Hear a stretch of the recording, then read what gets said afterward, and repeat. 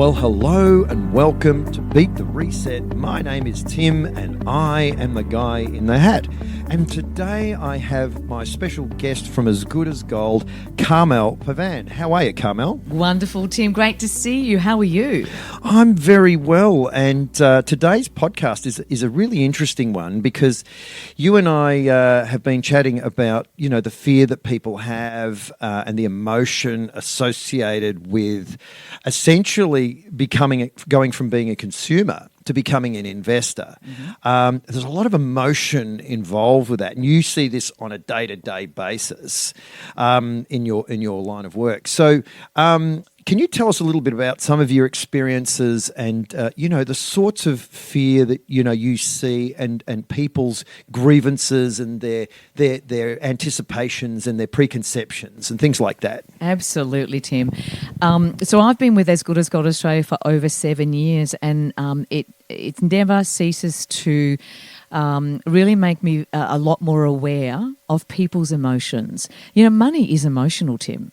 It's energy as well. But when people talk about money and investments and their financial future, there's so many emotions that go into just a solitary conversation. Is there fear? Yes, absolutely there's fear. These are some of the things that just the general themes and where the fear is derived. I don't know what the future's going to be. I don't know if I'm going to have enough money. What's going to happen with digital currency? Will I lose everything? Can I put food on the table? Can I look after my children? All of that and more. And I think you also, Tim, with the consultations that you have, people, they open up. I mean, we have beautiful, discreet offices where you can have a confidential conversation. So people are going to open up to me, and I only encourage that. I'm here to support. Yeah, in the past I have studied a little positive psychology, and I remember thinking, working with clients, that not to take on their fear, but actually offer solutions. Because we're emotional beings, we're spiritual beings, Tim. We're emotional beings, and then you throw in the whole notion of finance, money, purchasing, assets, investment, and the future, and it can be wrought with emotions. And people have come in, sometimes they're shaking, and they're very serious, or they start off being very serious. Who are you? What do I trust you? I mean, these are the myths that we need to also debunk as well. Who do you trust to talk about precious metals? Is precious metals the right thing for me? Who can I rely on? Who's trustworthy? Who is there that can look after me while I'm looking after my own financial future? There's so many emotions, and what I try and do, and then also I should be really positive, actually, Tim. Really, when I'm thinking, hang on, that's negative. Yeah, sure, it can be negative when it's all about the unknown. But then I try and talk to the client about the positivity, to say, well, if you do purchase precious metals, gold and silver, bars, coins and rounds, that is your investment. It's the protection against the devaluing currency, the fiat currency of the day. It's your safe haven insurance, as precious metals is known as.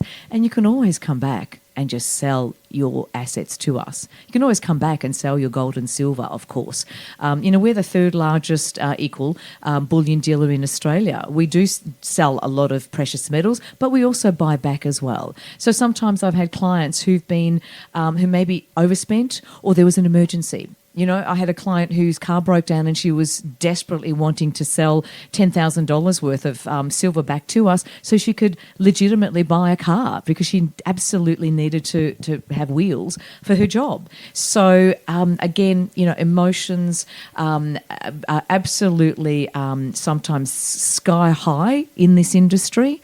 And my job is to listen and to then allay the fears as much as possible by focusing on what you're doing now and what the future might look like, because it is a lot brighter when you've got a piece of precious metals in your hand. Wouldn't you agree, Tim? Oh, yeah. And, I think it's quite generational. There's a lot of misconceptions about money and, this generational kind of myth that, we're born as a middle class, we have to live as a middle class. And I was telling you a story earlier, and I was going to share this story with the listeners, and that is that I went past Chanel on Collins Street, and there was a grandma. I'm pretty sure she was a grandma. I hope I don't insult her too much, but she looked like she was a grandma, and she had 4 or 5 kids, little kids, and she just was very adamant. The kids were looking in the window, and they were oohing and they were ahhing, and she was very adamant as I went past, and she said to them, "Don't bother about looking at that. You'll never be able to afford it. We can't afford that's way outside anything we could ever imagine or dream of." And I'm thinking to myself, well, 2 things. Why have we reached that situation? Why? And why are you programming your children in this way? Because as children, you're going to remember that. You're going to grow up and look at that Chanel, and you're going to go up the top end of Collins Street and go, "This end of town is not for me." That's a programming Absolutely. response. They're the seeds of these powerful words that get dropped into the subconscious and get locked in there, Tim. You're absolutely right. Yeah, and your observation was crystal clear. Words have power.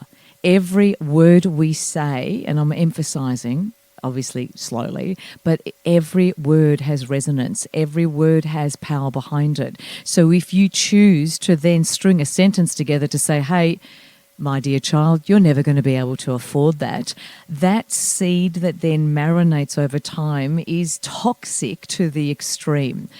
I do agree with you about generational. Let's look at the opposite side of that spectrum, Tim, where you've got a generation now, say the Generation X millennials, where money is not an issue. And they're not thinking about money.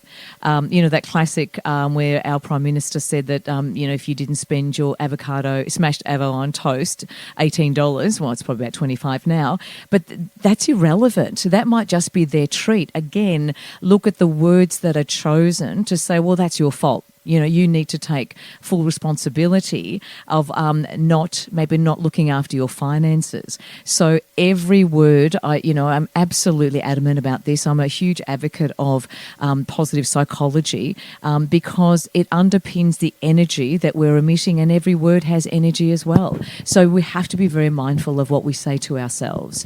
Yeah, and I want to add to that by saying that, people tend to, especially as parents, we pass our experiences on naturally to our children. So if we've got a poor mindset regarding finance or money or currency, as I like to call it, then we'll pass that same mindset on to our children. It's like our ancestors. When we were born, we were told, go and get education, whatever that means. Work really hard. Work really hard, whatever that means. Everything that investors don't do, right? Investors, instead of working, they get their money, their currency to work for them. So you have more quality time with your family.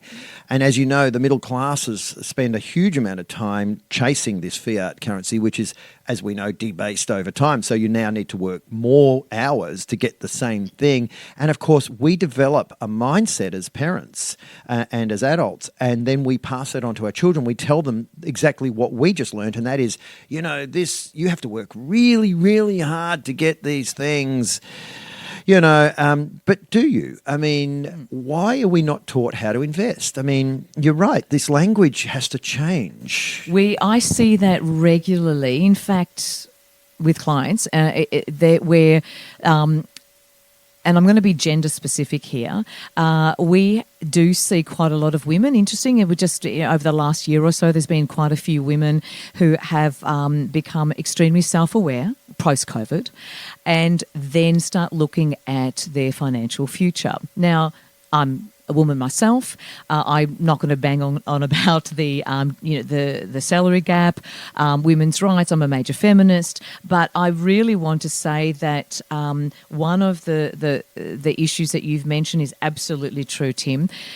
We are not taught how to save as children. We are not taught about the power of compound interest. We're not taught about, certainly not at all spoken to or educated about precious metals or different assets or investments. None of that. I spent about 2 years in finance, and we were fine. It was a great eye opener. That was when I realised that all the products that were sold had a value to the business as much as they had a value to the client themselves. 5 years ago, just over 5 years ago, we were doing, As Good as Gold Australia, we were doing a lot of events on a Saturday afternoon because we wanted to really promote the benefits and the value of purchasing precious metals for your increased wealth over time. And we had perhaps 100 to 150 people in the audience.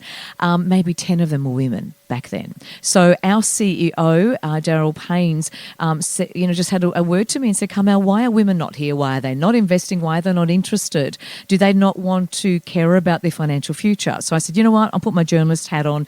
Daryl, I'll find out. So there were a couple of myths. One, it's only for the wealthy. This is what they were telling me. No, Carmelle, I can't afford it. It's only for the wealthy. My tax accountant, my financial planner says, no, look, it's not worth it. I don't know anyone who buys precious or purchases precious metals. Steer clear. It's a pet rock, quote unquote. And, banks don't approve it. Oh, it's all too hard. I need to put food on the table for my children. Well, that has completely 360. It's changed drastically over the last few years. The pandemic, as I said, very much has influenced people opening their eyes, people being a little more aware of, hey, what's going on? What's happening? Through to health, through to my wealth. And so we've got probably 60 to 70% now females who are purchasing precious metals. And they tell me I have been self-educating. So I am so proud that I can stand here and say, they've done this themselves. They're choosing to become a lot more aware. They're choosing to think about, well, is cash in the bank the only investment that I have to make, or can I do something with my cash, my fiat currency? Precious metals, absolutely, buying gold and silver, even if it's not for themselves, for their children and maybe even their grandchildren. So I'm seeing more and more of this kind of empowerment that our female clients, predominantly, I'm not saying that men don't, but that they've turned it around. They've actually empowered themselves emotionally, looked at the words they use, looked at the language that they're speaking to themselves and their children, because, it always starts with self-awareness. You need to know who you are before you do anything in this world, Tim, and then started actually actioning they're looking for this empowerment towards their financial future. Yeah, and I think also regarding women, I mean, there was I know this is stereotypical, but in the 50s and 60s, there was this idea of the family unit. The woman stayed home, the man went out to work. And of course, when you and I were growing up, that was our view, that the man was the breadwinner. But things have changed with hyperinflation and the need for basically everyone to pull their weight now. You can't just have the husband working because he's not going to be able to secure the family with that kind of income. So generally the female has to get into the workforce. And what I've found with women is they're very, very creative and efficient and practical with the way their brains work with money. Men are a little more primal. I don't know whether you have any view on that. That's that shift that I mentioned, that, just looking at for just over 5 years ago, where there were majority men in the audience, and sure, they might have been thinking that taking risks, but definitely diversifying their portfolio. Now it's the women driving that conversation at the kitchen table, and they're coming in. I have wonderful women who say, Carmelle, I'm totally on board. Can you convince my partner? Yeah, I've got that on my channel as well. I've got a lot of women that, even people who their relationship hasn't survived because there's such a difference of opinion, whereas in the past the woman wouldn't even have had an opinion. Some men really do just want to hold on to that control in the relationship. It kind of almost, I don't want to sort of get into arguments about male and female relationships. I'm no expert, but men don't want to relinquish that control. And there's a lot of men, and I keep saying men predominantly because they have been the breadwinners and they were taught that this is what you do. You buy real estate, you buy shares, you stay in this company company and you get long service leave. So, yeah, I mean, things have definitely changed. And therefore, maybe the fear is coming from them from that perspective if the women in the relationship are driving these discussions. And they're all leading to purchasing precious metals, obviously, that we're talking about it. So Without a doubt. Absolutely. So we're here to, of course, you do the same thing, Tim. We talk to people on a day-to-day basis.